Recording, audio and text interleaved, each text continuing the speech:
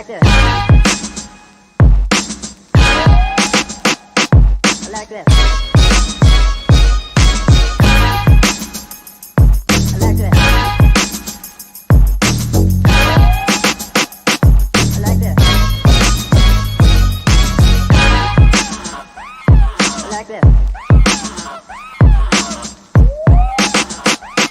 I like this.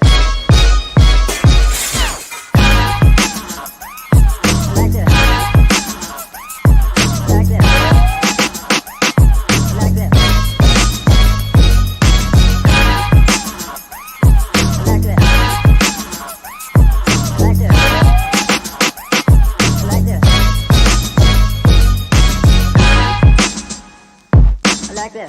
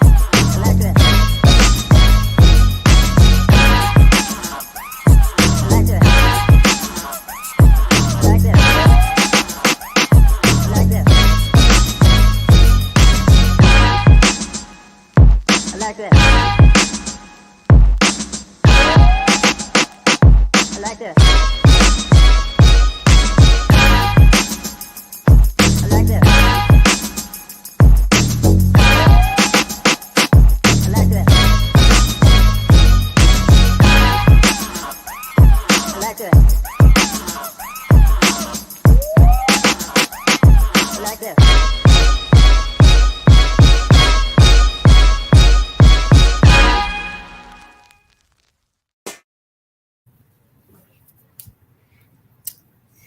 What's going on, Julius Hall? Can you hear me? I'm up here saying shuck it, duck it, and I'm up here on mute. I didn't realize I was on mute. Hello, everybody. What's up, girl? Hey, what's going on? Everything is good. How is everything in Houston? It is storming bad. I got to come to Houston. I got to make my way down that way. I'm coming. Okay. Me and Bernard coming. We're coming to turn the city out. This city is already turned out. We need prayer. Come with prayer, too. I heard. So everything that's happening there. Lord have mercy. Y'all are special. Y'all are special in Houston. Man. Really? This whole state of Texas is just, that's what I'm learning, that the whole state of Texas is really special, you know, and I think that the sooner that people start really standing up for what they truly believe, you know, not making it about party affiliation and stuff like that, but standing up for what they truly believe, Texas would change. Well, Wisconsin is showing you that is possible. Yes. So hopefully Texas will fall in line. I'm charging my phone. Yeah. Hopefully but some Texas people will fall in line. You know, what I've learned over the last maybe about 5 or 6 years, well, since I started in politics, I have learned that people would much rather be either racist or just follow suit with a party than to do the right thing, you know. And that is what is sad about America now, because nobody is willing to do the right thing because it's the right thing to do, you know. Yeah, that's true. I just want to tell everybody, we've been off the air for a couple of weeks, ran a couple of reruns because of our platform being hacked. And while we were hacked, whoever hacked us, we didn't know we were hacked. They had 4 new pages within our studio. and they were putting out jihadist material from our platform. Wow. Yeah, they hacked us and got in and was putting that out. And Facebook don't want to understand. Facebook is just crazy. If you're not suing them, then they're not paying no attention to you. Yeah. So they denied us. I tried to get us back where we needed to be on the air, but we have to find a way to get, we don't do a lot of marketing on YouTube for people to watch us on YouTube. Our 38,000 people come from Facebook, but now we have to figure out a way to move everybody over to YouTube because they're not as stupid as Facebook and they're not as policing as Facebook is for certain little things. I mean, that's a big thing, but when I explained it, they should have said, okay, you're right. We see that this page has been hacked. We see that you put that person out for all 4 pages. We put them out. We didn't want to delete the page and everything. They got into my personal page, and the personal page allowed them to get into the platform. Now that's Facebook fault. I didn't let them in. I only, the only thing I do is post a message and keep moving. But they got into the personal page, which allowed them to get into the professional page, into the back studio. They created 4 new pages and put a woman on there, last name Lily Collins or something. And Lily was sending out material that we couldn't even see in this our page. So when they contact me, I said, shit, that ain't me. You know? And I gave them an explanation, and they still did what they did. So, right now, it is what it is. We got 18 more days before we are back on. So that's another 2 shows that we're talking about. So everybody can take a vacation, chill out, get ready for the first of the month. I've been running reruns on all the shows whenever I can, and on the pages that I can. But we will be back soon. Uncle Sean, how you doing? I'm all right. How you doing? Can you hear me? All right. And I was explaining to everybody why we have been off of Facebook for a while and why we're on YouTube.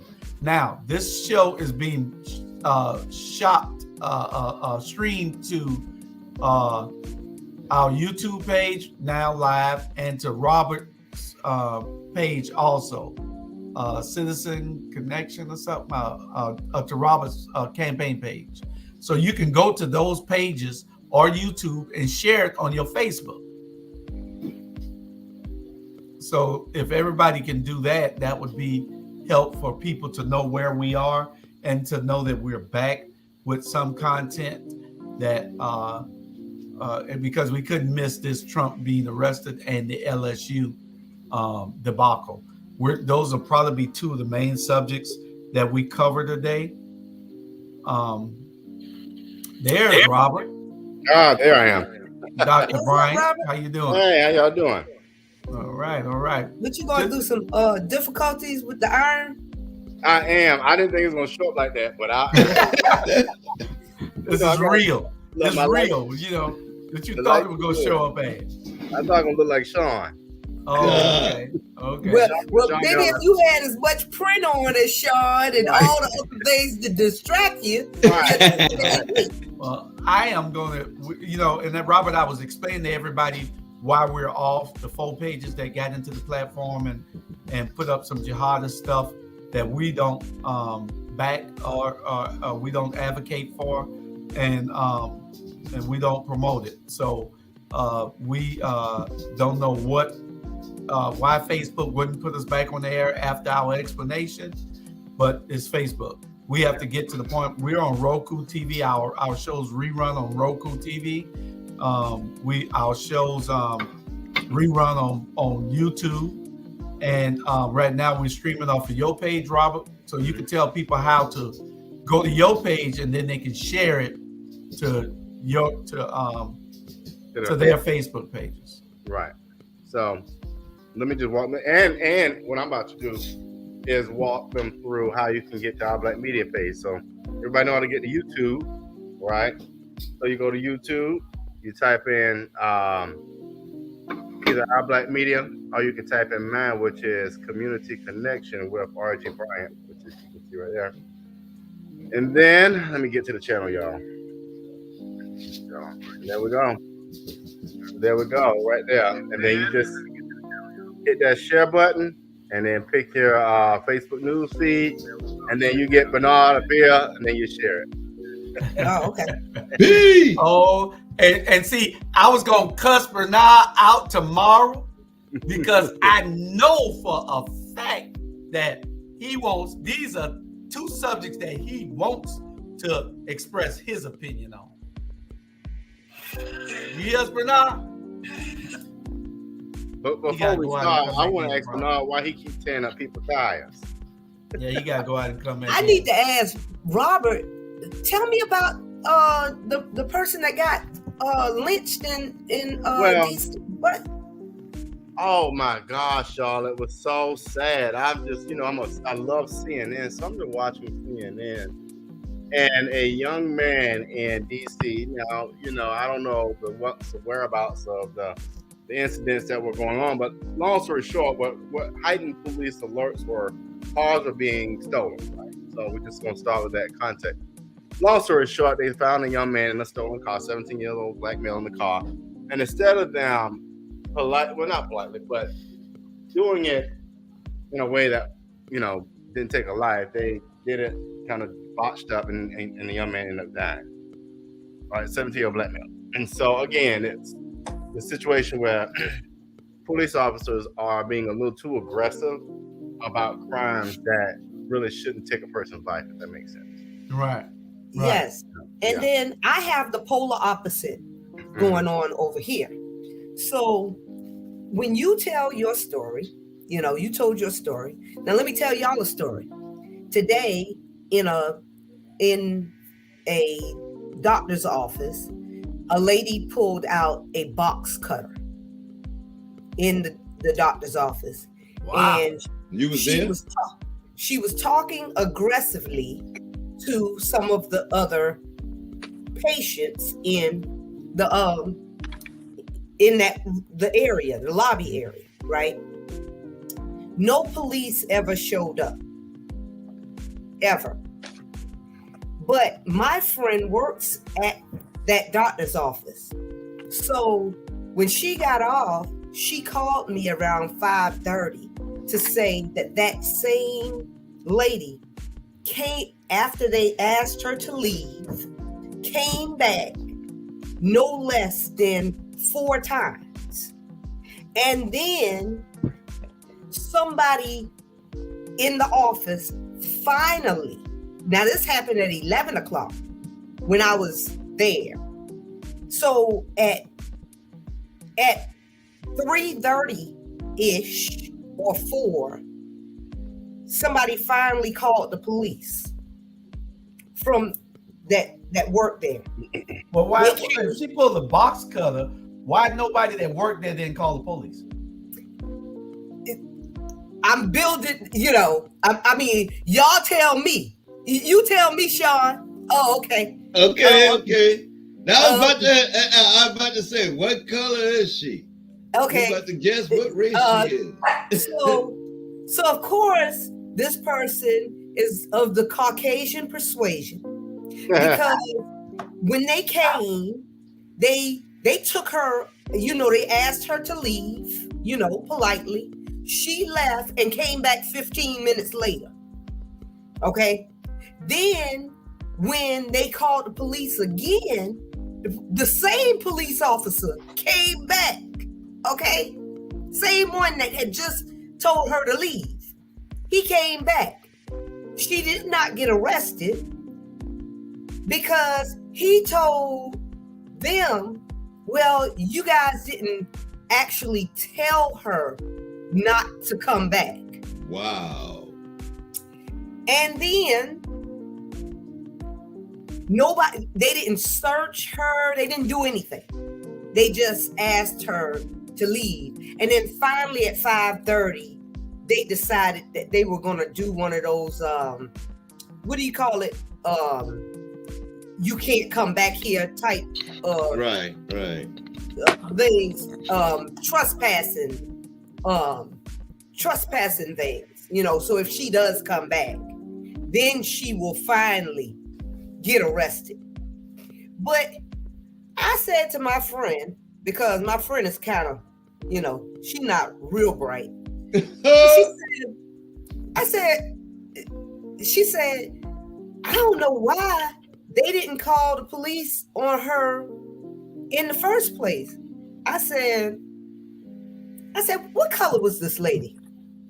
And she said, oh, she was a white lady. And I said, heifer, you could have started out with this. You could have started out with that, and that would have explained the whole damn thing, you know, because had it been a black man, when all 5 of the units would have pulled up, he would have been almost dead right then if he would have made one wrong move. But for a black woman, they were still sending at least 4 units. And then they were going to tell her, freeze, all this type of stuff. And if she made one weird move, it was going to be a tragic event right there in that doctor's office. But see, that's the white privilege in it all, you know. And that's what we need to. I want the same chance to live as Becky, you know. I mean, so if you catch me in a stolen car or whatever, or you catch my son in a stolen car, let him live. You know, I mean, you know what? I'm gonna say this. It's gonna be good. Man, I'm gonna say this here. Let me tell y'all right now. I don't have time for this shit. Excuse the expression. At the end of the day, it's nobody listening to us. There's nobody helping us. We can have 100 stories to tell of what happened in the doctor office or what happened anyway. At the end of the day, the way I feel now, by any means necessary to survive. And if the words that come out of my mouth is my words come out of my mouth, don't have anything to do with the Rabble or anything to do with our black media. I had enough. I don't want to talk about it. I'm like, at the end of the day, ain't nobody listening to us. Until we as black people start listening to ourselves and stick together and fight evil against evil, then ain't nothing gonna happen. That woman walked in there, doctor off with that box cutter, probably about to do something. And at the end of the day, when they called and say she was white, they probably went somewhere else. If she was black, they probably would have called Joe Biden and sent out the Secret Service people. At the end of the day, enough is enough. I keep telling y'all. Until we start allowing people to treat us all kind of way, it's gonna be like this. It's gonna be like this. So at the end of the day, I've been start letting them treat me all kind of way. I ain't gonna let them treat Jules all kind of way. I ain't gonna let them treat Sean or you, Sonia. Enough is enough. Ain't no sense of us going talking about it. I guarantee when we start raising hell, at the end of the day, then they're gonna start listening. Then they're gonna say, you know what? These black folks done lost their mind. Yeah, well, you know, they done woke up. Yeah, you're right. It's the wake up for me. You know, it's the wake up, and we need less of our people to be singing against us, singing songs against us. You know, so every time something happens, they always can find a black person that will justify what is being done to us. But I bet you $1 for a dime, you can't get a Jewish person to come out and say, oh, well, there's some good in being a what's that thing called? That they called what's Kanye? Anti-Semitic? Yeah. It's not really anti-Semitic. No. When they start speaking, everybody is in lockstep with, we not going for this. You know what it's called? Let me tell you what it's called, Sonia. Let me tell you what it's called. It's called enough is enough and leave us alone. That's what it's called. That's what it's called. At the end of the day, you know what? What really done pissed me off with these young ladies at LSU. I'm like, I had enough of it. You know what I'm saying? And at the end of the day, I don't want to hear this shit. Unless you gonna do something about it, I don't want to talk about it. Because they are not, until we do something about it. We'll walk for 1 week when somebody the cops done kill us, and then we ain't gonna walk no more. Then y'all gonna call Al Sharpton, and then you gonna call the Crump guy, and y'all gonna hoo-la-la for about 2 weeks. And then when the guy done got buried and done rest his soul, then we gonna stop walking. We'll raise hell for 2 weeks, and that's it. Okay? And they know that's what and we they already know do. that. They already know. Give them 2 weeks, and those Negroes go back in their house and shut up. Yeah. Right.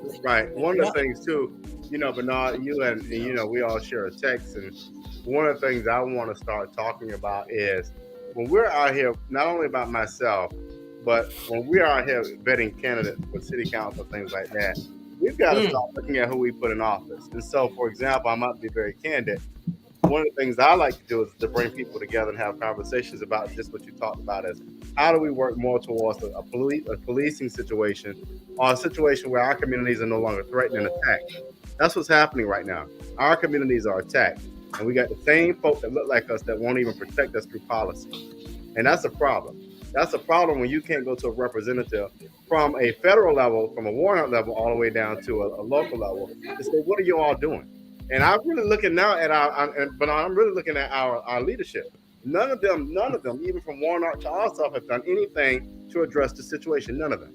So why are we putting people back in office that don't care about our communities, that don't care about infrastructure, that don't care about anything other than patting their damn selves on their back? Yeah. Why do we keep doing that? So we as citizens now are the fools. You know what? The bottom line is,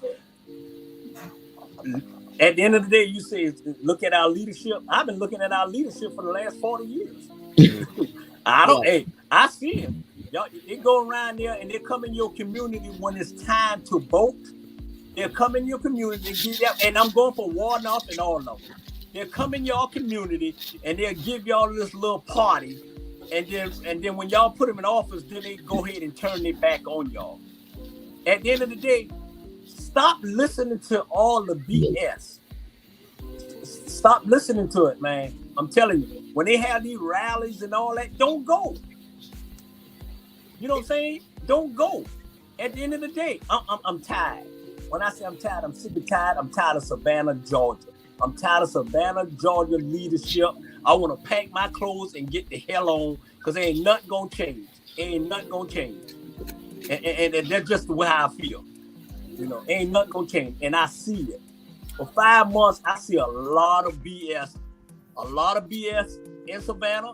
A lot of talking, a lot of BS. And some of the people that y'all supporting, I disagree. Yes, sir. I disagree. Let's put it on the table. Let's put the cards on the table. Keep going. I agree with you. 100%. I disagree. At the end of the day, I'm gonna be honest with y'all, and what I'm about to say may step on a lot of toes, and I don't really care. If I was in Savannah, Georgia, and I was voting, I won't vote for none of y'all. I'm just being honest. Well, I'm tired. Wait. I'm tired of giving my vote to the wrong people. I'm tired of going to the poll and vote for somebody because I know them. man, what look like us ain't always for us. We I'm haven't. gonna tell you right now. I've been getting some texts back and forth, and I ain't calling no name because I'm gonna leave it like that. But at the end of the day, somebody doing a lot of lying in Savannah, Georgia. That's all I got to say. Yeah. Well, you ought to know who that is. Sandra, what you were saying, Dollar?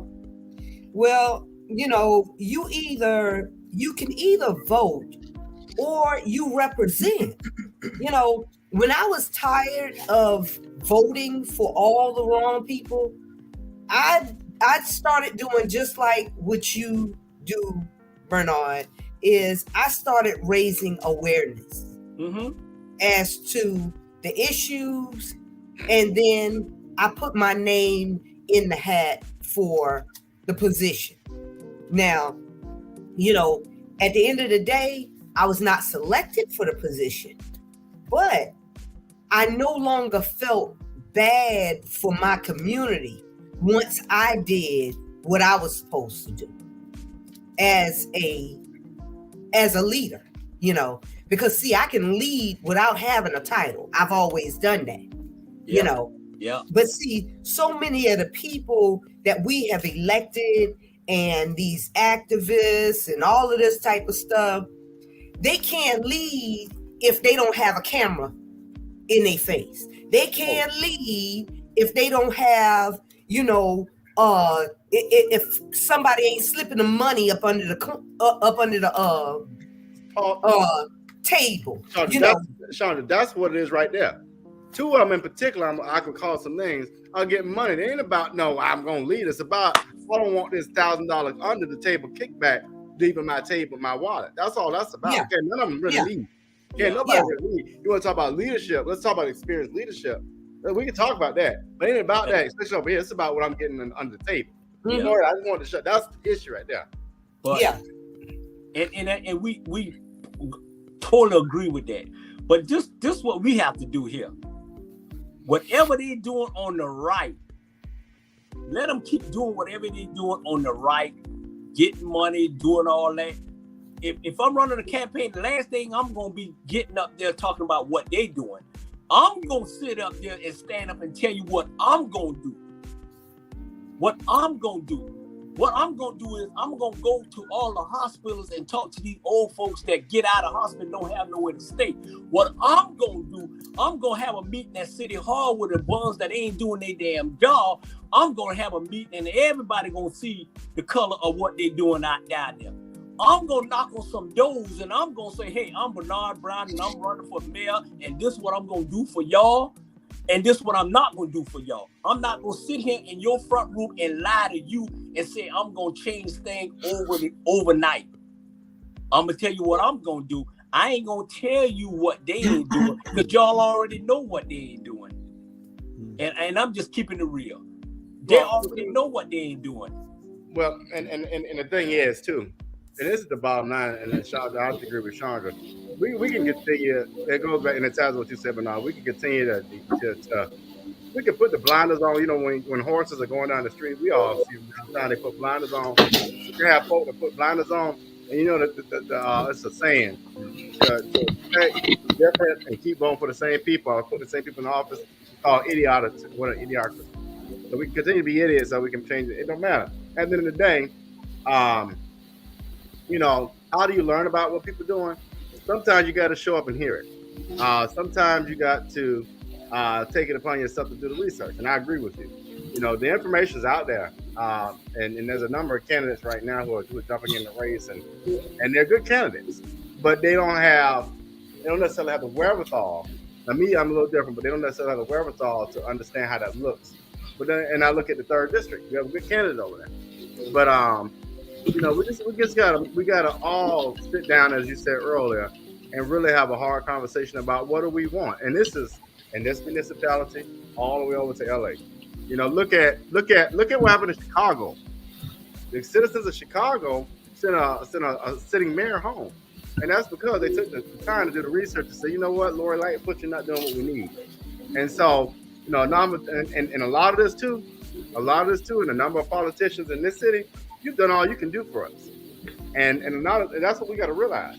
We got a number of people who have been there for years and years and years. They have done all that they can do. So we Yeah. need to look at a fresh perspective, or we go back to the well that's already dry. It's up to us. Yeah. And, you know, I said the other day, you know, yesterday was the anniversary of the death of Martin Luther King Jr. And I don't care what they say about him, you know, he is a man, but he was a leader, and he was a selfless leader. Because back in those days, it didn't pay for you to be stepping out front and leading a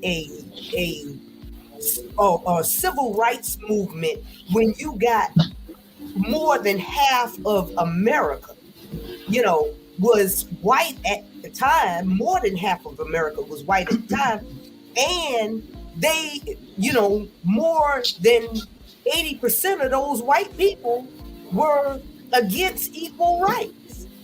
So his life was in jeopardy every time he stepped anywhere, you know, but he did it because of the mission, you know, because he wanted to see better for his people, even if he wouldn't live to see it, you know.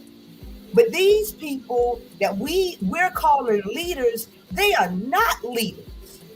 Well, you know, Savannah has a problem anyway, Sandra, because when King was touring and going across the nation to uplift us and to tell us what needs to be done, Savannah was one of the cities that said that this Negro was out of place and stirring up trouble for all of us. Stirring up trouble for everybody. Yeah. So, you know, it's a history of Savannah doing this, you know? Yeah. It's a history. And they send it down to their grandkids and their great grandkids to be bootlickers. And I said it. Well, let me offer this. And we all know this, and this has got to be talked about. This is an elephant in the room. We have an old guard, the bougie black folk, and you know, I'm gonna use that thing of one way of leading, and that's that group. You know, you sit quietly, you be a little dog, and you get pet, and you get your little money, and you go home. You got the new wave of folk that don't necessarily need their pocket full, who are filled with money, who really care about these communities. That's the factions you have here. So what we need is those who want to go make that money, who want those kickbacks, go do it somewhere else. But for far too long, and if you from this city, and I'll use Savannah as an example because that's what we've been talking about, the West Side corridor has looked the same for over 60 years. So what bothers me is the same people that has represented those areas have been getting kickbacks, have been filling their pockets, have been growing their bank accounts, while single moms who got kids going to school have to figure out how to feed their children. While elderly women over here are getting their lights turned off. We're not bringing people together. We're not caring about communities, and we gotta start being serious about what do we want. Do we want people to just go downtown to make money, which is not what it's about? Or do you want people to go in there and really advocate? And so, what does advocacy? Bernard says, "Tell me how you do it." And what does advocacy look like? Advocacy looks like bringing people in your front room to have conversations from the district, who represent nonprofits, who represent city services. I've done it, and I continue to do it. Nobody else will do it. That's leadership. Yeah, but we can't just hold those elected officials responsible. It's other people that has to be responsible too. You got community leaders, you got the church, which holds a big responsibility in helping to elect the people that represent us. So we got to bring everybody in. Yeah, we can talk bad about all those leaders, but we got to hold those accountable also, who keep putting them in there every time. It ain't just the little people you see, right? It's the church that's not speaking up. It's the church that's following this nonsense. It's the church that sees these underserved communities continue to be underserved, and they still every day support the people who are holding us back. So it's a lot, you know. Yep. And then you even got business, the big business owners, you know, because we do have some big business owners among the Black community. even down in Savannah. But see, once they get in, with the 1%, then they're just like, the hell with y'all. I got me and my family in the door, so I'm not even trying to hold it open for y'all. Carol Bell, what's that guy's name? That president of Carver State Bank. There's a lot of business owners. Pelote, I'm not trying to hold it open for y'all because I can only see me and my family. Yeah. But you know what? Let me on the outside looking in, let me tell you what the community looking at. They're looking at this here. Okay. You got leaders already in the house, right? So they're looking at, okay, what are you gonna do? What you running for office? What are you gonna do to make a change and for me to vote for you instead of vote for the person already there? What's the message? What's the message? What you gonna tell me when I get behind those curtains and go vote? Gonna make me vote for you, Robin. Gonna make me vote for you, Alicia. Gonna make me vote for you, Keisha. Gonna make me vote for you. What are y'all gonna tell me to make me say, you know what? They ain't got to go, and they keeping this real. And I'm just being real. That's right. No, you got to exactly change my mindset of who I need to vote for, bringing in new meat, or we might well keep the same people down there if y'all are talking about the same thing. You're exactly right. You're exactly right. And I can only speak for me, and that's one thing I got to pull myself back and start speaking for me. And I'll tell you specifically about me. It's bringing people together. What we have lost sight of, and we see this far too often in DC, is collaboration, right? There's nothing I can do alone. But when I pull together my constituent, Mr. Fields, over in Tatumville, and his issue about his family, when I pull together my next door neighbor who's an elderly woman who has served her community as an educator and now as a regular citizen, what I can do is I can listen and I can remember their issues, and I can advocate when I'm at that planning table. I can pull people together that can alleviate homelessness, that can address poverty. That's real life solution. That's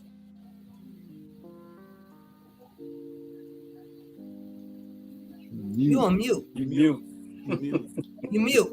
That was the dog. He did that. But I can give you. He did. He really came by and did that. But I can give you things. The dog telling you to hush. Right. I can give you things that I can measure. And that's what's different for me in particular versus anybody else, any other candidate. I can give you things that you can measure. What do I mean by that? I can tell you all day I went to Greenbrier Center and celebrated that new infant wing they added. That's wonderful. But how have I contributed to making that a reality is the conversation. How do I now go to the city hall to advocate for them? How do I pull them together at a table for nonprofit who can help fund them? That's the difference between talking and leadership. And as far as it goes with my particular race, I can give you 100 different things that I'm doing beyond sitting here and putting words in an airspace. It's beyond words in the airspace. Is what can you do with the authority, with your platform, to bring people together to identify resources that's going to keep our communities going. I was in a meeting the other day, matter of fact, Bernard, where the question was asked of a certain representative about sidewalks. And the person who was asking about the sidewalks was not just asking about sidewalks, they were talking about that particular issue, which had to do with ADA compliance. So when the person answered it, the quote unquote leader answered it, they answered it insufficiently because they had forgotten about that constituent's issue.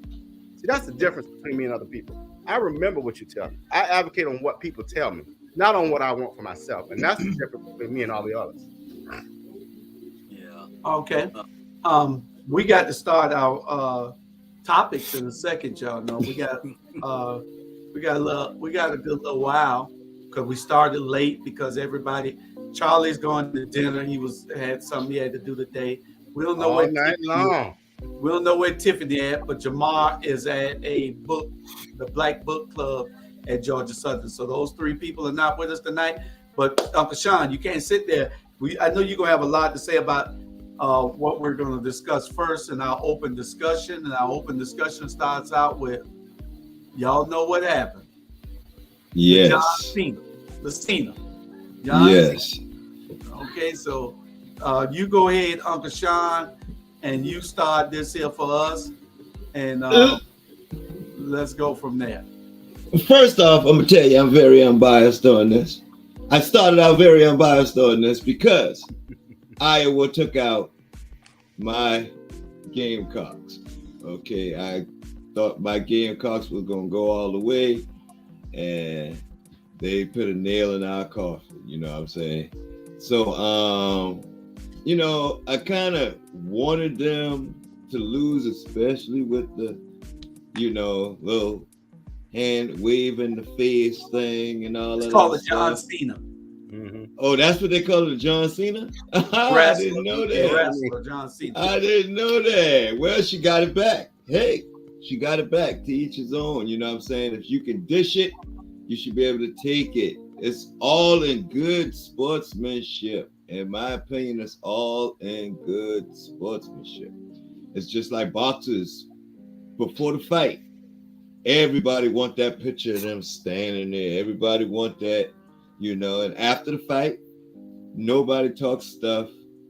Everybody goes home, lick their wounds, all this other stuff. Well, to the victor goes the spoils. You know what I'm saying? I'm sure if she had won, she probably would have done it again, but she didn't. So it's back in the face. I don't feel like it was so much her that had an issue with it. Right, she didn't. She didn't have an issue with it. She was upset because they lost the game. It was America. Cancel culture. Cancel culture. It was America that felt some kind of way. You know, that you have these young ladies, you know, that look like me over there at LSU, you know, playing their heart out. That's just like, I mean, it reminds me of a beach high school game. I mean, I'm there for it because the beach high school ladies basketball team used to be. I don't know how they are now, but they were something undefeatable back in the 90s. You sound like North Charleston High School back in the 90s. You couldn't stop Coach Tillman. You know, not.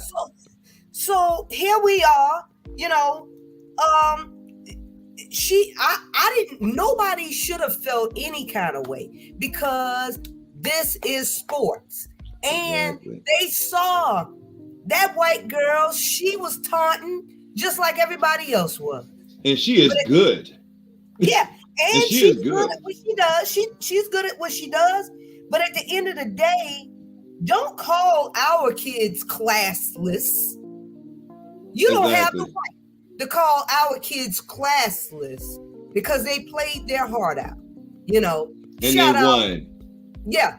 Shout out to Floyd J. Johnson. You know, camouflage daughter. Well, question.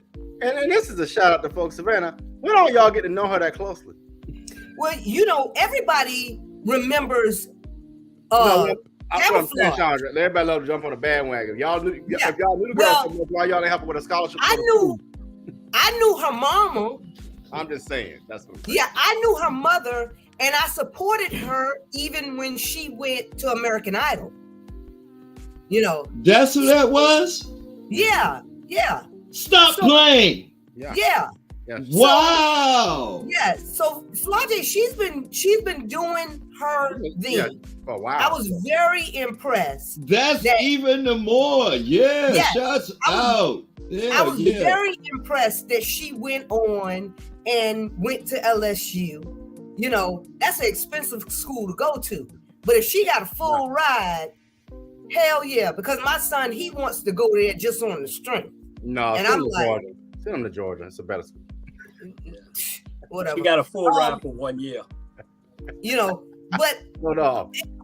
But I'm thinking after this year, they're gonna reconsider because that girl, she just got a Puma contract. You know, I think it was yesterday. Good job. You know, good job. So, but we're all nostalgic. I'm nostalgic because every time I see her, I think about her daddy and how he was cut down too soon, you know. By who? And I still listen to, By who? I ain't gonna go down. I'm gonna leave that alone. you know, and I still listen to his music Mhm. to this day, you know. So, I mean, that's that part. That's what's up. That's what's All right, up. I who's didn't next? know that. Because I know Bernard's waiting for all y'all to shut up so he can go. All y'all that went. 'Cause I'm busy trying to load something, so that's why y'all ain't heard from me. But this is y'all night. Go to work. Hey. Let me say this here. I agree with all y'all saying. That was really good political correct answers and comments that y'all made. Let me break this shit down to y'all. First of all, it was racist. It was blunt wrong. I seen every last one of you girls. I seen them play when they was in the 8th grade. Every last one of them. Period. At the end of the day, is this. We talk BS. Players talk BS. Coaches talk BS. Everybody talk BS. The problem was the white girls got their butt whipped by a bunch of black girls on national TV, the most watched girls game ever. At the end of the day, Becky did what she had to do to South Carolina. Okay, LSU done took it personal. They took it personal, and they tore those girls' butt up. At the end of the day, the only people got problem with them is the white media, and some white folks got a problem with it because they little Becky got dragged on national TV. And all of a sudden, ain't no different when the little Becky done was talking noise, happy and all that. So when our girls do that, even though I don't too much care about the LSU coach, and that's a personal thing, but I wasn't gonna say nothing. I didn't really want LSU. I wasn't gonna say nothing. But when I seen these people, white folks, attack our babies the way they was attacking them, I had to say something. Y'all got your butt whooped. Go home and cry. And at the end of the day, Miss Clark didn't really care because Miss Clark and Miss Reed was going at it. She didn't care. They asked her a question. Do you think it was a racist thing? He said, no, at the end of the day, we both was going at it. We was competing. And the way they did these young girls at LSU, every black person in America to be rat on their bandwagon. It was a shame. And they took that championship, what they won, they made it sad. Because at the end of the day, I applaud Miss Reed for standing up for what she believed in. She said, I am saying this on the people who can't say this at the end of the day. And my thing is this. Let me tell you something, Jill Biden. You out of pocket. Yes. You don't know anything about what's going on. Ain't no way in hell that a second place team should be going to the White House. That never happened before in history. The team that won go to the White House.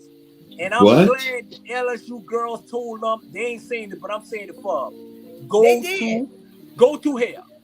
They said we're not coming. They said we're not coming. I know you said it, but I'm saying they probably didn't say it. Yeah, I'm not. Yeah, I didn't hear this. I'm saying the cuss word for them. No, shut what happened. I'm not aware of that. What happened? What happened? Miss Reed, the head girl, told Miss Jill Biden that she would not be coming to the White House. And then everybody else jumped on and said, you right, we are not coming to the White House. Why y'all won't bring the black girls to the White House and congratulate them, and then y'all talking about bringing all these Beckys, the second place player? Y'all need to go practice, and then maybe next year y'all may be winning. Stop doing our girls like this, man. It's wrong. So what happened was, Robert, because Bernard not telling it. Yeah, because I'm telling you. I'm telling you. Get her, Bernard. Get her. I'm telling you, Sonya. You want to tell it. You trying to tell it, Sonya, in a polite way. I'm telling it the right way. So right after the game, this is for the audience. right after the game, Okay, go ahead. Tell us. Dr. Biden she invited both teams Right. to I say the that. White House. Right. Okay. And everybody noticed that because they were like, well, wait a minute. Only usually the winning team comes to the White House. I got it. You're gonna Yes. So what's the difference here? Well, and the only damn difference is that this is primarily a black team. Mm-hmm. And and Jill Biden, Dr. Biden was at the game. Okay? Mm-hmm. She could have congratulated all of the Ohio players. She could have went right in there into the locker room and said, hey, good game, high five. But y'all do better next year. And then come out like the first lady or the president should and say, LSU, great game. We're inviting you to the White House. You got an open invitation. But not you got an open invitation with the people that you beat. No. You don't get players' participation points. What the hell is this? Okay. So, okay. Tanya, you basically say the same thing I said. Period. You basically say the same thing. Tell the real story, though. No, the real story is this. You dressed it up. At the end of the day, it was absolutely damn wrong for her. He's gonna get you. He's gonna get you. Hey, it was absolutely. Hey, at the end of the day, it was absolutely wrong, and I don't know if she invited them that night or whatever. Yeah. Hold on, y'all. No, he gonna slap you when he see you. I think that she invited them the next day. Yeah, but at the end of the day. And April Reese said, no, I'm not coming. We're not coming. Shit. So if y'all want Becky them there, have Becky them there. Introduce them as y'all second place winners in the Final Four. Yeah, hey, we understand. The bottom line is they disrespected those damn girls. Yeah, they did. What's wrong with your phone? Buy him some things. Golly. Hold up. It's Jill Biden coming to damn white his ass. Hey, hey. Everybody got a gremlin. See, somebody it's the the bottom dog. line is It's the dog. They disrespect those damn girls at the end of the day. And we know sports. That ain't never happened when they invited the second place team to the White House. You know, only way they saying that they want to make those Becky girls feel good. Man, whatever. Well, I got a problem. Did Iowa change colors this year? I don't care about no damn Iowa. I got a problem with the Bidens in the first place. Let me tell you what my problem is. Jill and Joe and Jack and Jill and all of y'all better get together quick. You keep giving money to the Ukraine. You keep patting number 2 in the back. You better start waking up, because I can tell you this right now. You ain't got my vote, because here's my problem. Why you ain't give our communities $30 billion? Why you ain't do that? Because we can't use tanks. Well, because we can't use tanks. That's the only reason why we didn't get $30 billion in Abrams and in old equipment. That's what when they talk about the $30 billion or the $30 million that they're giving to the Ukrainians, they actually that's just a receipt that they're showing. Like, hey guys, all of these old M16s, these old plates, the stuff that we had in storage that we really can't just sell. We can sell them to you, this country, for this price. Ukraine, are y'all willing to buy this at this price? And Ukraine is like, hell yeah, because we need it. Okay. You know what I'm saying? That's great. Yeah, we're not giving. That's wonderful. Okay, so you mean to tell me we don't have enough resources and produce and food to feed our hungry people? You mean to tell me we don't have enough support to help our elderly people who's struggling with bills and on fixed income?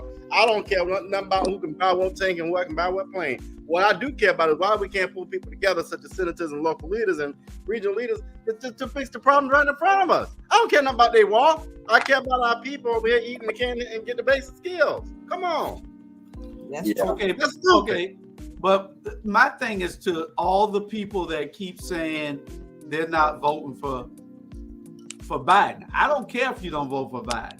But my thing is, if Donald Trump is the only one on the ticket and you I'm vote voting for for somebody else or Who you not voting vote, for? that's a vote for Trump. Exactly. And if you want Trump in there, you think this here happened, they'll be doing it to you too. In the grocery stores and every damn way else. Yeah, we'll start opening up like You this. know, so y'all got to be thinking when y'all And- say this here now that you're not. I got a problem with him too. I got a problem with what Jill did. I do. You know, Yeah. because it was her appeasing a different segment of the population that don't like her any damn way. Right. He don't get no votes in Iowa. Biden don't win Iowa. Not at all.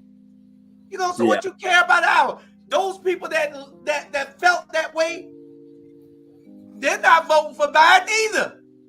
So why appease them? Exactly.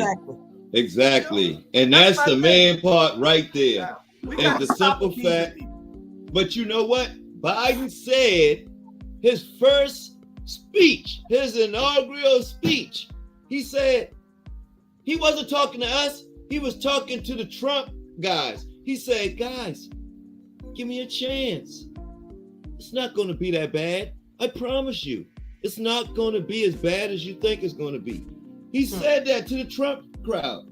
He's not here for us. He's here to basically fix Trump's mess in a political way, in so many words. Well, It's that's like true. you had harsh toilet paper. Well, here's some cotton air for that ass for a little while. Well, and you know, here's my thing too. I tell you right now. What's the young man that was a Republican guy? I can't remember his name. John Kasich. If John Kasich ever ran against Trump well, John got the Republican nomination. John would be pretty much a good moderate option, and he would. I think if he got the right candidate, he could beat him. And here's my problem with both Trump and Joe. They're the same people. And you know, I would never vote for Trump, and I would never vote against Biden. I am going to be provocative, but at the end of the day, if you ain't helping my communities, I don't care no more. I'm like now.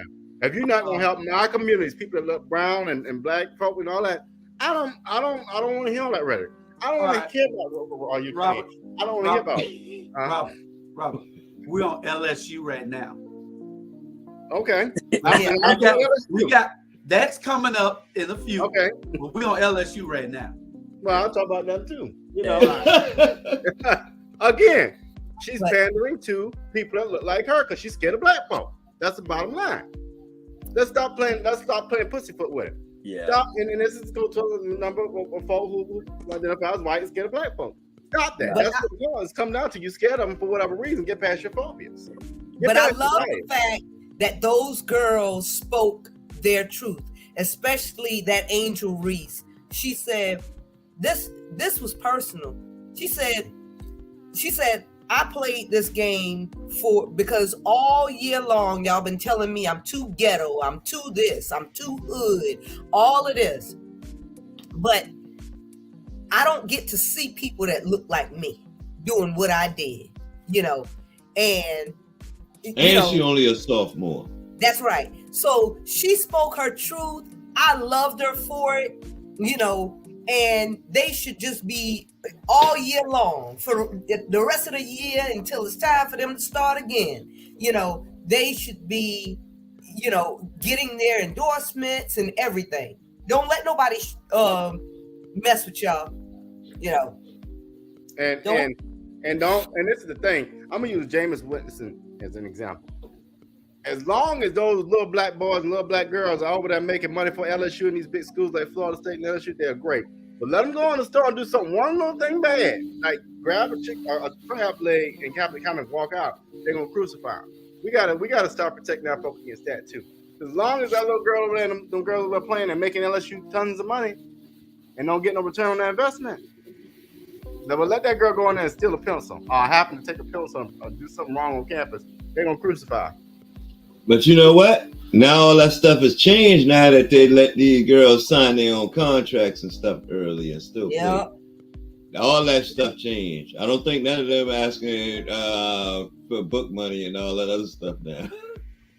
Yeah. That's right. You But- know. They can buy Cottonelle. Exactly. Now they can Yeah. some cotton there. But no, I got Cottonelle. The bottom line is this, man. Let the girls celebrate their championship. It happened. It moved on. And it is what it is. Period. Well, it is what it is, like Bernard said, and we see it for what it is, and we know Shannon Sharp said it very well. They want to call her classless, clueless, unsportsmanlike, and everything. But the day before, two nights before, when Caitlin Clark did it, it was all good. It was the rivalry in the game. It was her competitiveness. Her and she's a hell of a player. Yes, Yeah. she Hey, is. Bernard, I'll pick her first. someone told me about it, wasn't it? I'll pick her first. Yeah. Hey, I seen her play in the 8th grade, and I told her, I never thought that little white girl would turn out to be the NCAA Player of the Year. I got to get to the white girl bad. She bad. She shot better than bad. the boys shot. I call her Steph Curry's sister. Shit. She pulled up from But anyone. I think Yeah. yeah. I'm mad with my girl though, South Carolina. I'm mad with Dawn. Because at the end of the day, Lil Becky would have been seeing the floor at least about maybe 15 times, man. You can't let the white girls, what they do is shoot. That's what they do. Exactly. I had an AAU team. I had 7 white girls, and my daughter was the only black girl on there, and I surrounded her with shooters, and they was wondering why we was beating them. One thing about the white girl, you got to get to them, they can shoot that rock. You know, they can't play nothing else, but they can shoot that rock. Yeah, white boys too. They can aim now. The motherfuckers. Excuse me. They can aim. Yeah. I'm shocked. They hoping. No white folks, man, just hoping. They're hoping for somebody that they can chill for. That's all, man. Larry Bird ain't coming back. So Well, it is what it is, man. Leave those girls alone. All those girls about to get paid. If they ain't about to get paid before, they gonna get paid right now. Yeah. my thing is we cannot be mad at Kate and Clark, period. Nah. Because she didn't say one word. She didn't say it was class. Yeah. She didn't protest it. She didn't do anything but take it. Everybody else has been saying all this bull. Yeah. And she You know what the they lights told them out. doing, y'all?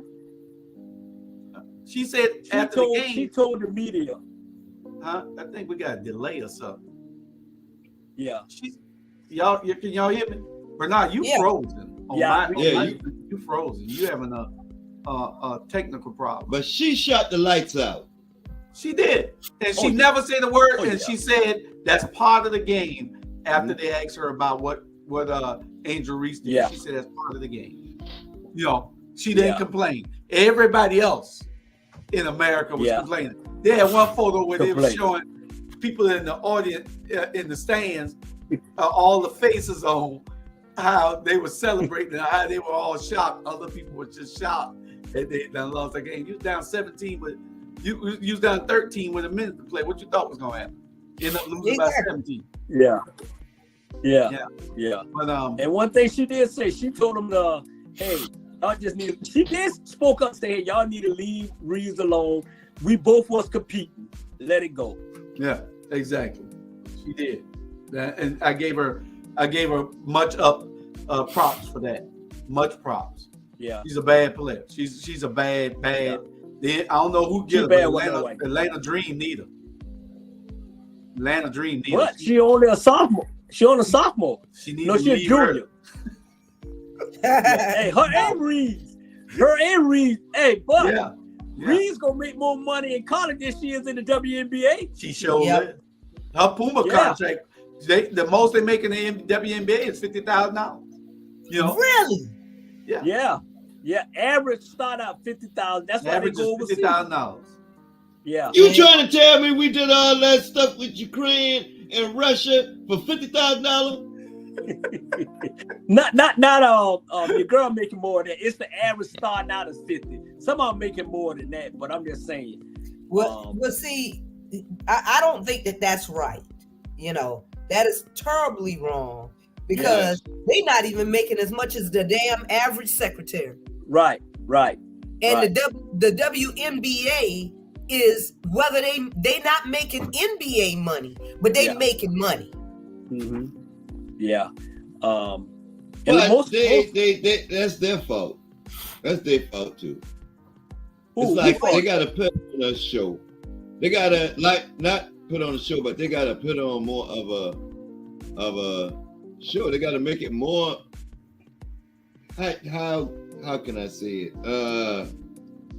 who fought more it is? of a spectators, like more people that put it more on television. Not just more on television, but the NBA didn't start out one of the top things to watch every time that it comes on and all this other stuff. It built to that. You know what I'm saying? And the WNBA has to build to that. They shouldn't think that they can just land on the we're a version of the discrimination at its best. I disagree, Sean. I disagree too. Yeah. They've been in the WNBA. They done been here 20 years. It's been 20 years now.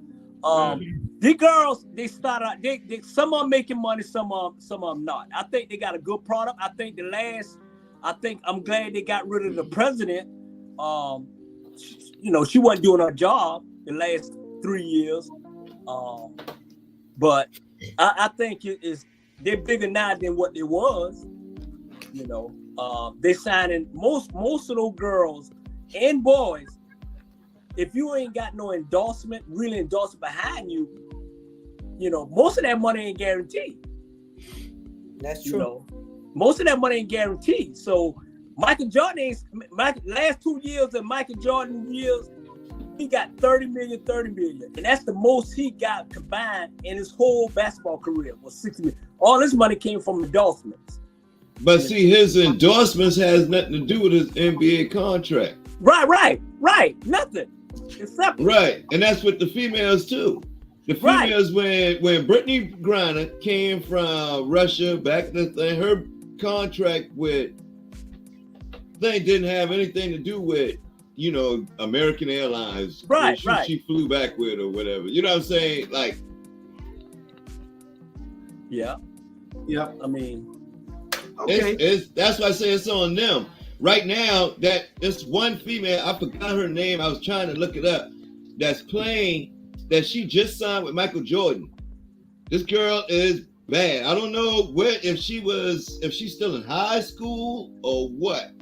But like she's like this little phenom. She just signed up with Michael Jordan brand or Nike under the Jordan brand or something like that. Yeah. But she is bad. You know what I'm saying? Yeah. She is going to make money, and she can literally sit back and say, "I'm not going to play in the WNBA unless one of these teams offer me such and such." A lot of people don't know Patrick Ewing used to be the highest paid player in the NBA with $250,000. Mm-hmm. Yeah. And Michael Jordan say, "Hey, I want a better contract. I want more. I deserve more. Give me more." And I sit out a year. They couldn't if LeBron wanted to hit $1 billion, all he have to do is sit back and say, "You know what? I decide I'm going to retire unless somebody offer me $1 billion." Mm-hmm. Okay. Well, we need to get to our next. What is happening here? We need to get to our next subject. And Chicago has a new mayor, y'all. Yeah. Brandon Johnson. He was a former teacher, and he's the new mayor of Chicago, Illinois, y'all. The new mayor. Great. He beat Mr. Vallis, I think his name was, and now he was the underdog, and now he's the mayor-elect. Yeah, because you know why they thought that he couldn't win? Because all people in Chicago, well, all they want to talk about every time they talk about Chicago is the crime problem. But he said it's not just a crime problem. We have program issues that I need to put in place so that we can address the crime. Because see, he has the same idea that I have. Nobody just jumps out of their bed at night and say, I just need to go and commit a crime. Right. You know, Right. there are reasons why people, have to resort to crime. You know, you do have criminals, but overall, most people are inherently good. You know, overall. But So the root problem, Chandra, the root problem to all of this, 90% of the issues we see in our community is poverty. And yes, as you said, if I'm at home and all of my life, I've never had, and I watched my mom struggle, and this and that, and that and that. At some point, it's like you backing a bear into a corner. It's going to react. And so what better way to make a living if the system is not going to allow me to make it? Everybody want to eat. So yes. if that's the only way I'm going to eat, I'm going to eat. And while I'm not an advocate for crime. We just don't want to solve the poverty issue. Capitalism is the best friend to poverty. But Say that again. Capitalism is the best friend to poverty. And when you understand the root of an issue, it's like a root canal. If you have to go get a root canal, if you don't get that root canal, that tooth and that mouth will decay.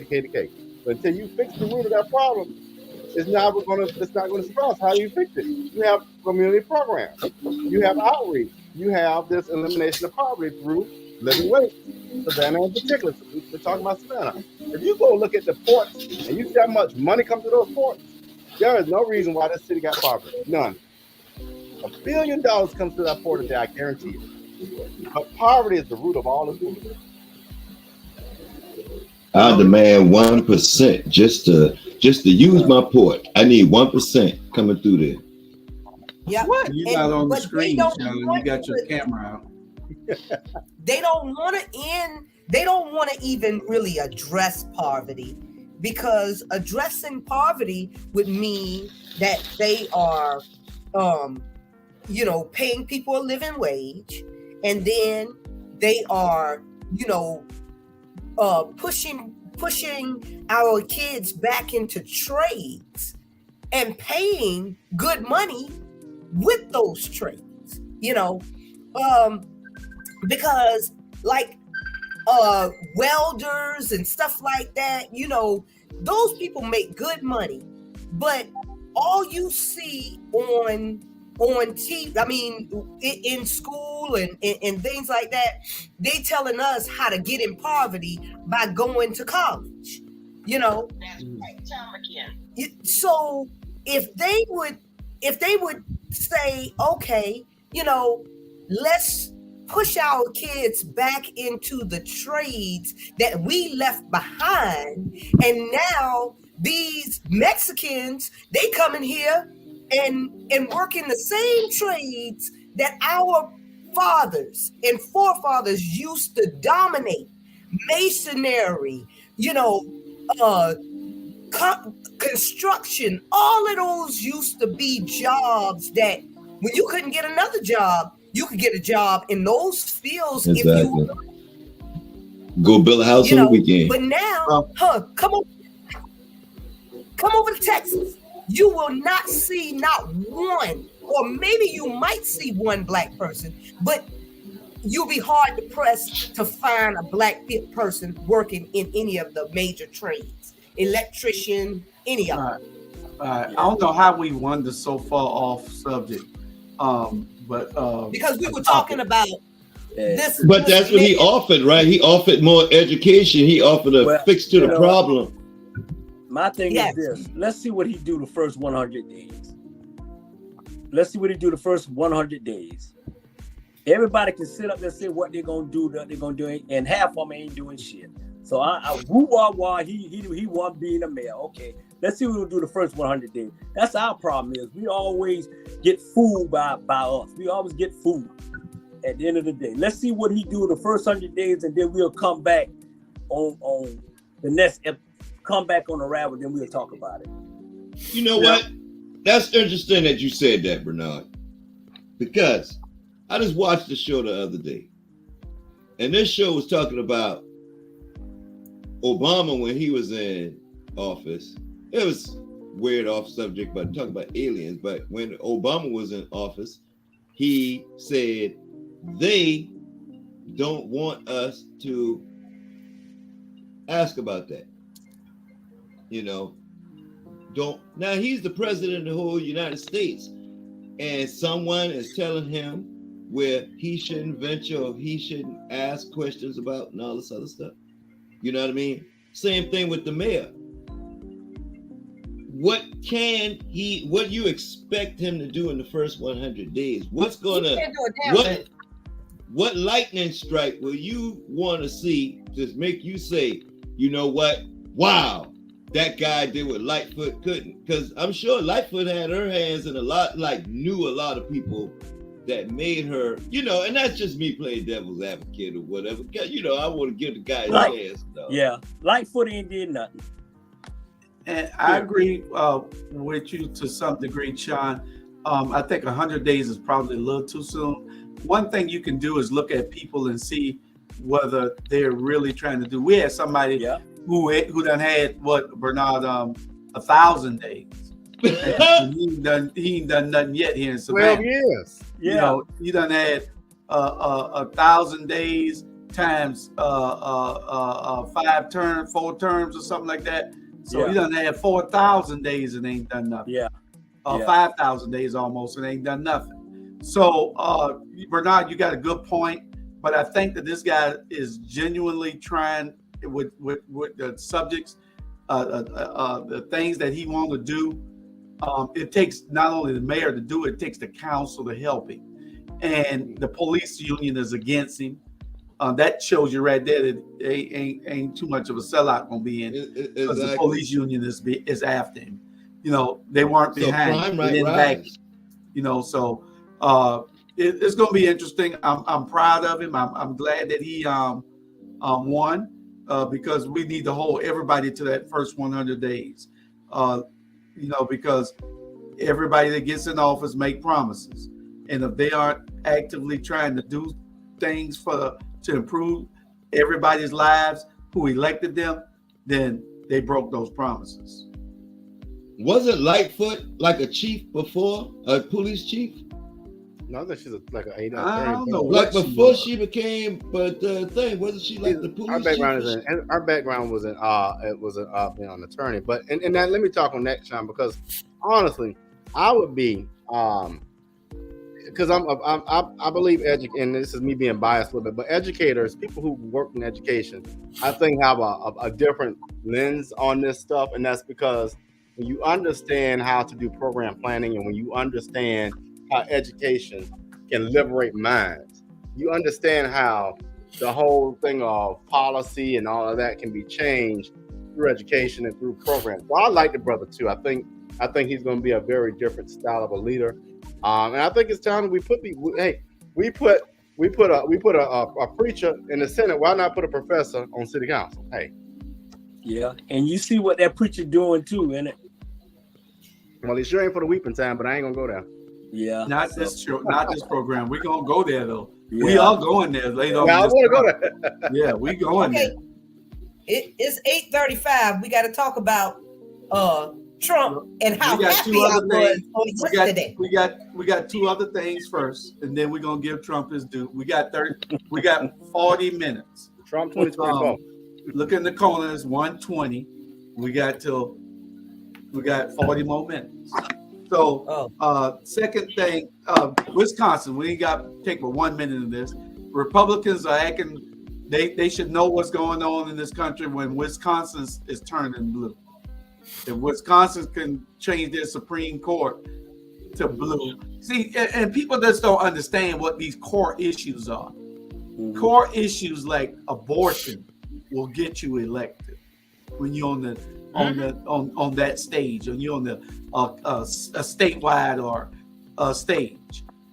They elected this woman because of her stance on abortion, and they put her in there. Now the Wisconsin Supreme Court is majority Democrat.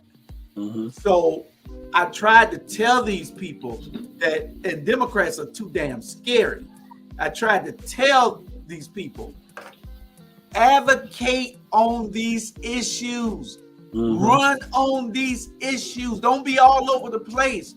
Run on these issues that people care about. It'll get you elected, but nobody don't want to listen, especially Democrats. Democrats don't want to listen. Do not run on the scare tactics of the Republicans. Republicans run on scare tactics, but the Democrats need to be right in your face saying, hey, ladies, do you want to be able to do what you want to do with your body without a bunch of old white men telling you what you should be doing? Vote for me. Yep. That's Yeah. And you're right. I think the Democrat, it's up to them to lose it. You know what I'm saying? And last thing they want is their other food. But I always say the Democrat got it. It's up for them to lose it. All they got to do, like you said, just run on, especially abortion, man. These women, you had more women voting the last vote that came out than anybody. Yeah. You know what I'm saying? So you stick with that, you'll be okay. If you try to go to your left, then you're in trouble. And that's what happened in Wisconsin. She did what she had to do, and she won. Because now they are seeing the backfire of, abortion. The abortion law wasn't just an abortion law, okay? Because the backlash of it was all the other things that you can't do. So if your child is growing on the inside of you with no brain, of course, everybody in America knows that you can't live if you don't have sustainable organs. But the way these laws are written, if this child is not going to pose a significant health risk to you, you can have a dying child growing on the inside of you, knowing that they're not going to be viable.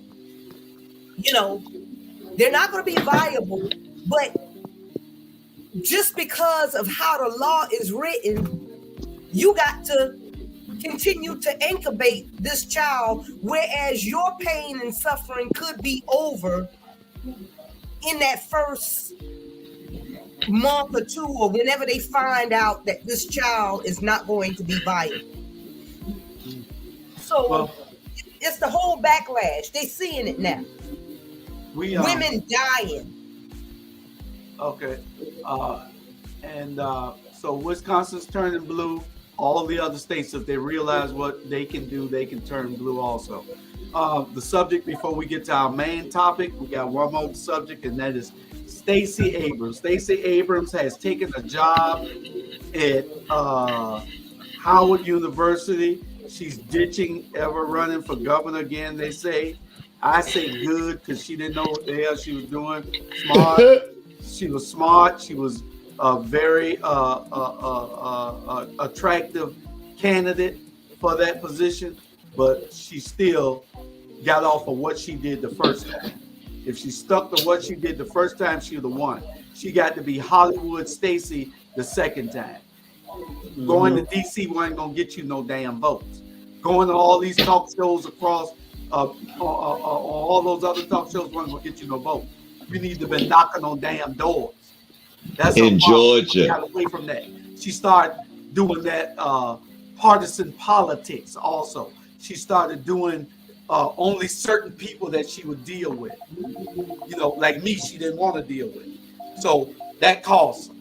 You know, I ain't saying that I caused it. I'm saying that causes her. She did that in every city.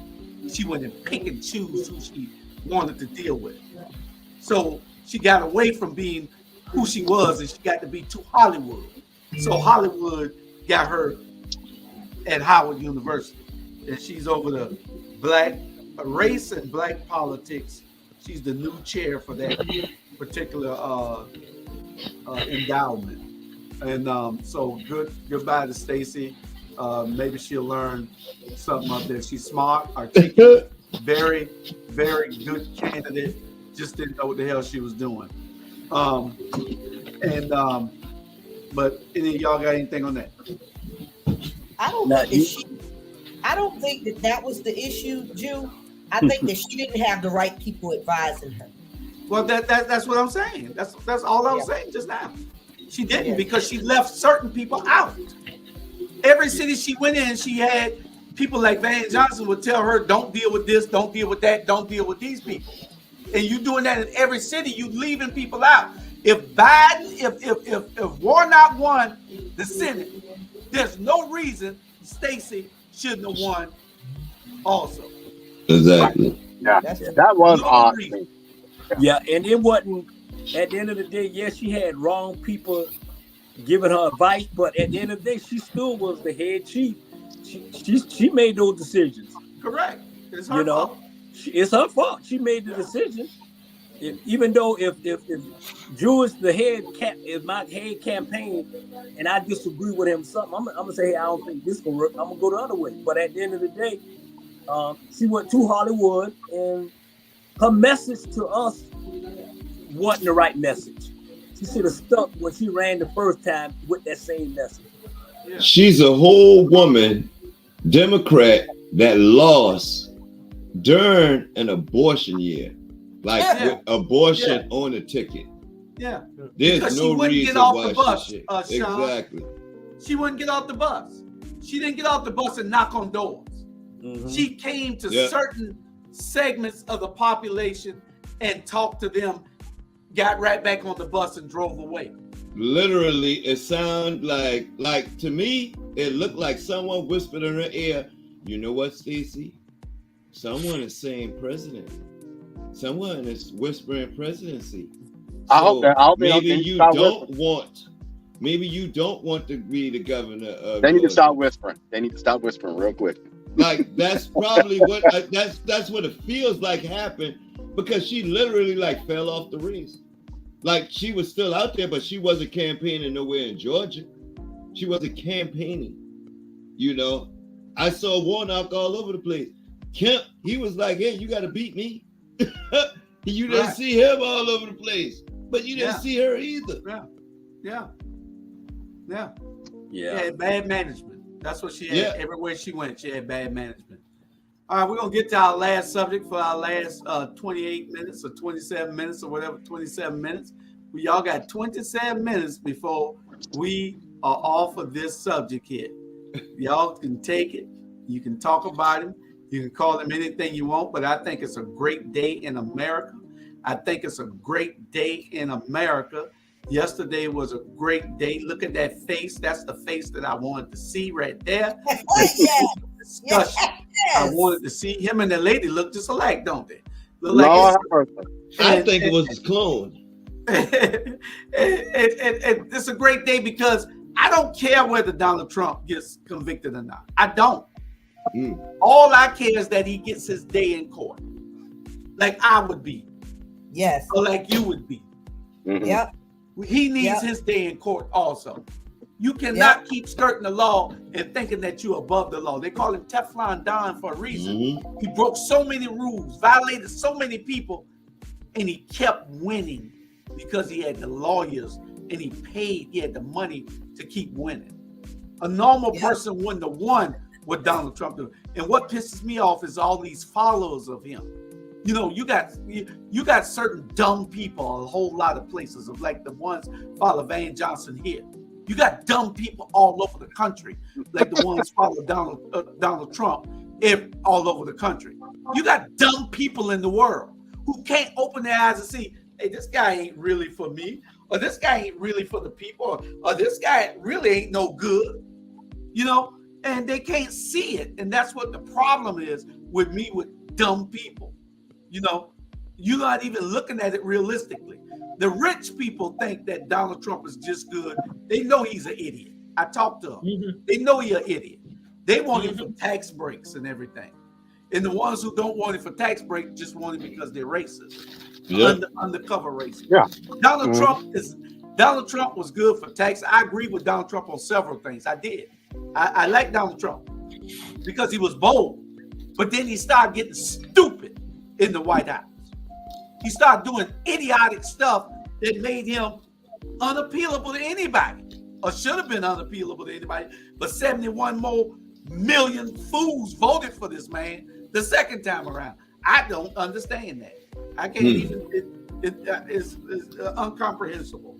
You know. Anyway, y'all. Well, it made me feel so good yesterday, man. I put on my damn pearls and everything. I was just you played set it off. It was just a good day, you know, just to see him humble for just 145 minutes, you know, that he had to be humbled for 45 minutes, you know. Police standing behind him, not to protect his ass, but because he was in custody. You know, exactly. I mean, that made me feel some kind of way. It made me feel good. I don't care what they say about the DA saying, "Oh, well, he didn't lay out his case. He didn't do this." No, he don't really have to, because this is just the beginning. I believe. You know, before y'all go, I wanted to say one other thing. I'm sorry, I done had my turn. But you know what it really would have capped the day, Bernard? Yeah. If Trump would have told, if Trump would have shot the judge of Bernie and told him to do himself. That would have made the day if Trump would have just violated. And the judge would have put him and the Secret Service agents in the jail. Yeah. I'm going to find you in contempt. You know. Yeah. Right. It was his clone. It was his clone. But I said that. You know what's so crazy? But what's so crazy about this? Let me say this, though. What's so crazy about this is that Trump is a reality show within himself. We're looking at a reality show fool. You know what I'm saying? And so you can't do nothing but just laugh. You can't do nothing but just laugh at this fool, man. Because he believes everything he do is right. Yeah. You know what I'm saying? and what's so crazy about it is that, come on, man. If you're gonna go out there and give somebody $130,000 like $130, you know what I'm saying? At the end of the, and then I find out she ain't the one told on him. The lawyer told on him. The one sitting in jail right now. No, he ain't in jail no more. He done got out. Cohen? Yeah. So he the one told him. Cohen pissed off. Cohen mad. You know, Cohen got him some blogs and everything. Yeah. Cohen made it rich off of this whole thing. He ain't hurt. But I guarantee you won't get no sister no 100. Sister say, man, you better add some more zeros behind y'all. But look at your boy. Look at your boy in Florida. They destroyed him. Oh yeah. Only thing you can do, man, is laugh, man. We just sit here and watch. But let me tell you, the way Stormy got that money, she was gonna show the tape. Stormy doing the next job. That's why he was going. That's why Stormy doing the next job. Listen, what's dangerous though? Let's just attach to this. Is throughout the country, y'all see these legislatures are putting the pressure on the district attorneys. Yeah. Because guess what? The next time because guess what? Trump ain't gonna go to jail. Let me let y'all know that now. That's as far as that's gonna go. Trump, he ain't gonna go to jail. Trump got a major system that's creating and taking the very seats that's gonna indict him. Mm-hmm. Yeah. They're replacing. So right now, like in Georgia, if you're a district attorney and you don't do as we tell you to do, all right, it's time to go. Go on, pack your bag. Yeah. Yeah. But And you best believe, not if most judges are Republican, you best believe he's gonna pay off the judge over that case. Trump, man, look at him. No, because let me tell you what's gonna happen. Because see, he's such an arrogant idiot, that not even 5 hours after he is indicted, and the judge done warn him, don't say anything to incite any riots, anything, that's going to be, insightful. He goes and have a whole speech, talks about the judge, his jury, the wife, everybody. It was his clone. It was his clone. And his son put the judge kids up on the internet. What the hell? These people think that they're untouchable. Somebody got to show them what the deal is. And the way that you, in the words of Teray, wait, hold on. The way that you protect the rule of law is to show Donald Trump what time it is in America. Because he evidently don't have a watch to see what time it is. But somebody else doing. America. People scare me. The federal government, the court system, all that court system, and God. Other than that, exactly. But as long as he feels like he can get away with it. Everything. What you saying, Sean? I'm sorry. Donald Trump, and you said that they need to show Donald Trump. No, they need to show America that Donald Trump can't win. Right now, Donald Trump is just showing how he can circumvent the law, like a circumvention, and as long as that makes every lawyer right now on both sides should be sitting back like, hey, happy, because this right here shows you need lawyers. You need lawyers. Well, if you want to win, you need lawyers. Hey, Sean, he called for all his supporters to show up in New York and to raise holy hell. Only about 100 to 120 of them showed up, and all of them was peaceful. Exactly. They know since January 6th. January the 6th. They know the federal government will prosecute you. I tell you, the federal government, if you ain't scared when they put your ass in that jail, you through. Yeah. You through. So then people ain't. If you go to jail for Donald Trump, you deserve to be in jail. Exactly. If you go to jail for dumbass Donald Trump, you deserve to sit in jail. Don't cry. Go and do the time, because Donald Trump is going to be at Trump Towers. There it is. Mar-a-Lago. You're right, Mar-a-Lago. He's going to be at Mar-a-Lago. Because he can say more when he's in Mar-a-Lago than he can when you didn't hear him saying nothing while he was in New York. But I know y'all say that man, they put that man Churn up on the internet. Yeah. That right there, I'm trying to tell you, the next court case that I have with Donald Trump, I would have no cameras, no thing, no nothing. I would go behind the chambers. I would want to see everybody in chambers with Donald Trump, and I'd slap the shit out of him. I swear, I would slap the shit out of him. How dare you put my churn on the internet, bro? Right. You know what I'm saying? Right. Like, for real. Real talk. Like, look, law is law, man is man, bro. Like, boom, you did that, boom. Real talk. But you're right. But they put that man kids in harm's way. Yeah, that's exactly. And it's childish.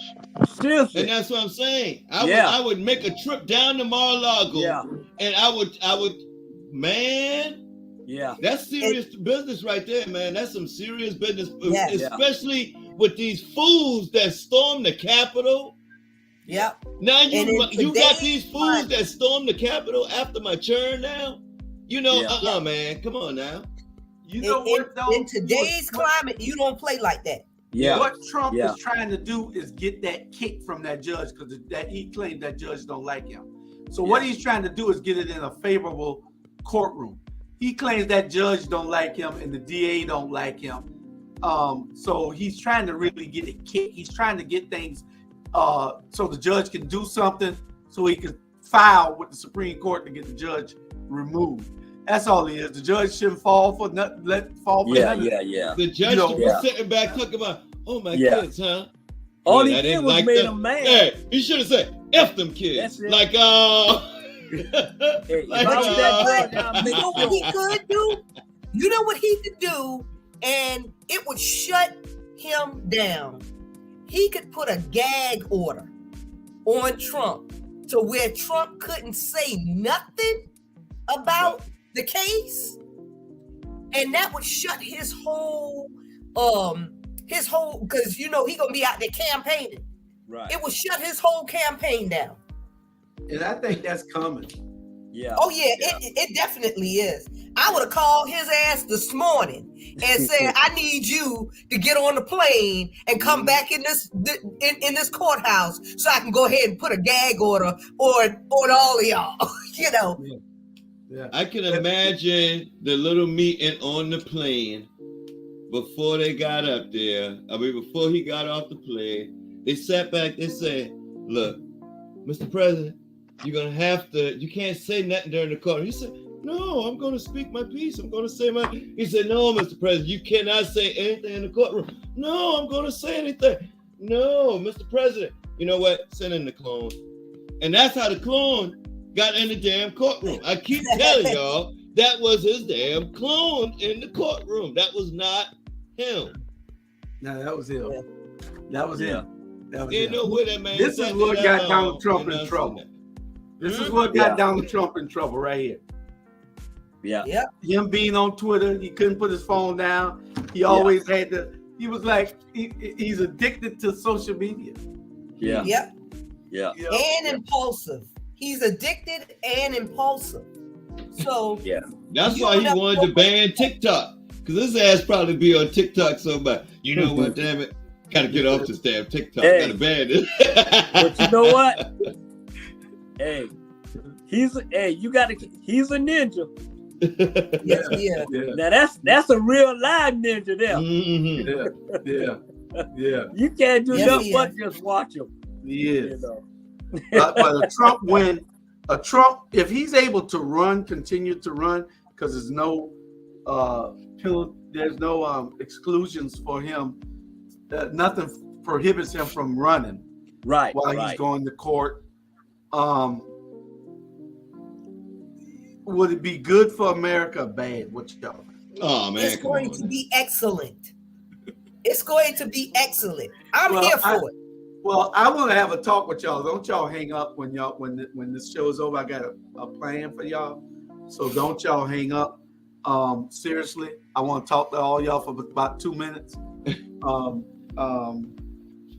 I'm serious, and this is really, really, really, really serious. So y'all, after we get off the air, don't hang up. Okay. Y'all get right here. We ain't got but a few more minutes. We're gonna end. What you gonna tell? You gonna tell Facebook to send me my money? Yeah. Which money? Man, the video, those wheels that I be doing, Reels? Yeah, they matter of fact, Facebook probably owe me about $5,000 now. And let me tell you the reason why they holding it up. You remember I put that wheel on Donald Trump when he was getting ready to go to jail and they had him in handcuffs, and I added some music to it, and I sent it out. That's what's holding me up. So the guy called me today and said, all the thing I have to do is delete that and delete that video and then write something to Facebook or whatever like that. I said, man, I ain't going through all that. But that's the only book. I think I got about 1,000 videos, and that one right there, I like, really? Come on now. They'll do that. Yeah, that's what I'm saying. I'm like, come on now. They don't want to hear my petition now that somebody hacked the page and put up some jihadist stuff, Islamic jihadist stuff on us. That's what happened. Somebody hacked our page through them. You know? That's on them. Exactly. But they turned my appeal down, so we got 18 more days before we can properly operate again on Facebook. Him running and being under indictment and everything, I love it, because what's about to happen is because none of the Republicans want to go against him, you know, publicly. His base, they're going to vote him in the primary, and then he's going to lose in the general. That's exactly what's going to happen, because you still have the never Trumpers. Well, you still got the never Trumpers, but we got to be a solid unit over here also, because we can't have people saying that we're not voting for Biden when it's only Biden and Trump. Now I can understand you say you voting for anybody else on the ticket, whether Republican or not, but a vote for, if Trump is the nominee against Biden, you have no choice but to re-elect Biden. Then you need to go out in full force, because another Trump will just ruin this country. Yeah, the Republicans will be more emboldened than ever, because they would figure that is a mandate for them to go out and do what they first started with Trump. And we can't have that. You know, I like Trump, but I don't love Trump that much. I like how bold he was. I just don't like how idiotic he was. Well, I just believe that he's about to do us a big ass favor, because over here in Texas, you know, they already running. His campaign is already running anti-DeSantis commercials. Have y'all seen them? And DeSantis, and what gets me is how these people back him, even though he's talking about them bad, even though he's talking about their wife and their mothers and everybody. He talk about everybody, and they still back him, and that's what. Well, y'all remember how he did that damn stupid ass what's his name? Ted Cruz talked about his wife being ugly, talked about his daddy being a murderer, all of that. And after a while they was cool. I said, shit, what kind of white stuff is that? Because you say anything about my people and we ain't friends no more. Period. Especially in public. Okay. Yep. And Tawana said they're trying to wait till Trump turns back to his real color so he wouldn't blend with his orange jumper. Well, yeah, that's good. That orange color, yeah. His real complexion, so he wouldn't blend in. So he wouldn't blend in with his orange jumper. Yeah, you're right. His orange face and his orange jumper, that'd go good together though. But Trump, he probably won't go to jail. But he ain't gonna look like Murdo. He need to go through hell, you know, and because he deserves. Who y'all think is next? I might need a shade. Who y'all gonna indict him next? Because he got some more coming down the pipeline. I think the feds gonna get him. I think it's gonna be a whole avalanche. I think the feds gonna get him, and then Atlanta are gonna get him also. Georgia gonna get him. For that spy, what they call it? Coercion? Not coercion. What's no for that? That what is it called? When you're keeping trying you to got sell secret records. Right. That conspiracy. He had that top secret stuff that he should have turned in, and they're gonna get him on that also because he they know he's friends with Putin, so he was going to try to give that stuff to Putin. So it's just a big mess with Trump. He even talked about that guy. All that stuff is alien stuff. Yeah. I mean, nobody was safe last night. I said, man, you are the dumbest. But what's so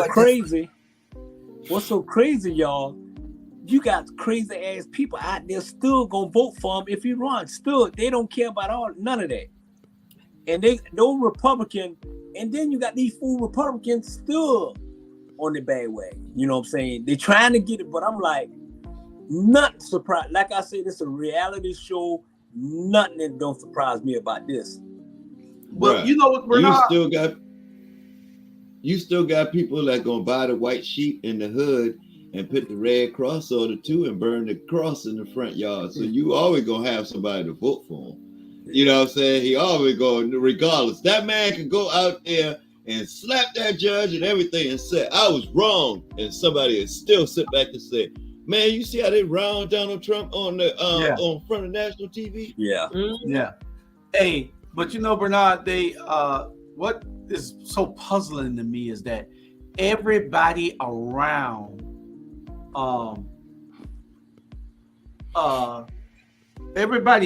Donald Trump goes to jail. Yeah. And he finally got that he had to go. Yeah. But everybody around him gets some type of charge. I wouldn't be around a motherfucker that gonna get me all messed up like that. I mean, think about it. Everybody around him goes to jail. Yeah. Hey, You still gonna be around him? hey, that's the joke of the day, Julius. The red shirt on Star Trek. Remember red shirt on Star Trek? You know not to go on the mission and have on a red shirt because you ain't coming back on that mission. Every Star Trek show, they would sit back and have somebody go down with Kirk with a red shirt on. And Kirk would be having sex with the aliens and fighting aliens, and Spock would come back and all kind of stuff. But that dude in that red shirt is not coming back. Yeah, you cannot. Donald Trump is Captain Kirk. Yeah, And everybody around him wearing a red shirt. It's crazy. It's crazy. I'll be running way away from it. Yeah. Okay. Just want to tell some people, if you're in the Savannah area, we want to say shouts out to Rashida Edwards. She's running for Alderman at Large, Post 1. And who is that? I think it's Post 1 where Keisha vacated to run for mayor. And then that's Harold Edwards' daughter, Rashida Edwards. Pastor Harold Edwards out of Garden City at Fairlawn. Oh yeah. Okay. That's his daughter. She's running. She had an awesome campaign event the other day. And then we had Todd Rhodes is coming up on Wednesday. Todd Rhodes' announcement is coming up this Wednesday, so that we look for the beat of that.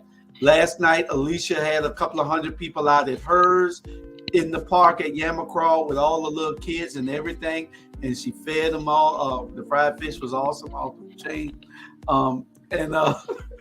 So we want to just say shout out to those people, and we're going to be looking to have a very active campaign for these seats in the next few months. Anybody got any last words? We got about 3 minutes. No, we good. We good. Well, we'll see you tomorrow night. We're gonna try to do the same thing with how we're broadcasting. We had a nice crowd. How we're broadcasting on the YouTube. We'll try to do it the same way tomorrow night for the Ebony sports reporters, and we'll be talking about this subject a whole lot with the LSU Iowa game. And y'all tune in and share. We need to get away from Facebook. We marketed Facebook for the last 4 years. October make 4 years that we've been coming live on Facebook. Facebook sanctions us too much, and I think what we need to do is find a new platform to be on. Our shows air on repeats on Roku TV. Ain't a lot of people doing that. We on Roku TV. We got our own channel on Roku TV. We just got to get to the point where we're live there and where we can market it to the world. So